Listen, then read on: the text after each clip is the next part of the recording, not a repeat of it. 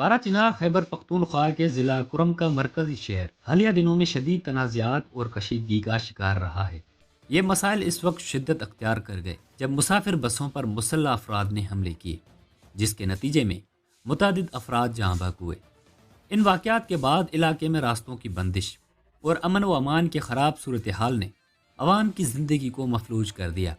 ان حالات کے خلاف پارا چنار کے شہریوں نے شدید سرد موسم کے باوجود پریس کلب کے باہر دھرنا دیا، جو 9 دنوں تک جاری رہا۔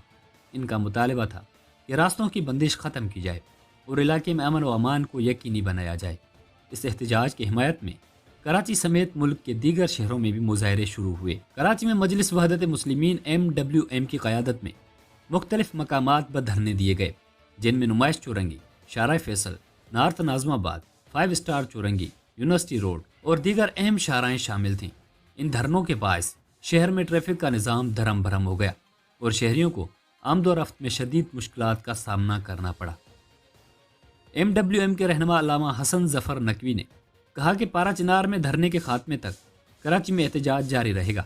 انہوں نے دھرنے کے شرکاء سے پرامن رہنے کی اور عوام کی سہولت کے لیے سڑکوں کا ایک حصہ کھلا رکھنے کی اپیل کی۔ سندھ حکومت کے ترجمان نے مظاہرین سے اپیل کی کہ کرم واقعے پر جرگے کے فیصلے کے بعد کراچی میں احتجاج ختم کیا جائے۔ تاہم مظاہرین کا موقف تھا کہ جب تک پارا چنار میں امن و امان بحال نہیں ہوتا، ان کے مطالبات تسلیم نہیں کیے جاتے، احتجاج جاری رہے گا۔ آخرکار مذاکرات اور حکومتی یقین دہانیوں کے بعد کراچی کے بعض مقامات پر دھرنے ختم کر دیے گئے، جبکہ کچھ مقامات پر احتجاج تاحال جاری ہے۔ شہر قائد کے 10 مقامات پر دھرنے جاری ہیں۔ پارا چنار کے عوام کا کہنا ہے کہ وہ امن کے خواہاں ہیں اور چاہتے ہیں کہ حکومت اور سیکورٹی ادارے ان کی جان و مال کا تحفظ یقینی بنائیں۔ ان کا مطالبہ ہے کہ علاقے میں مستقل امن کے قیام کے لیے مؤثر اقدامات کیے جائیں تاکہ وہ اپنی زندگی معمول کے مطابق گزار سکیں۔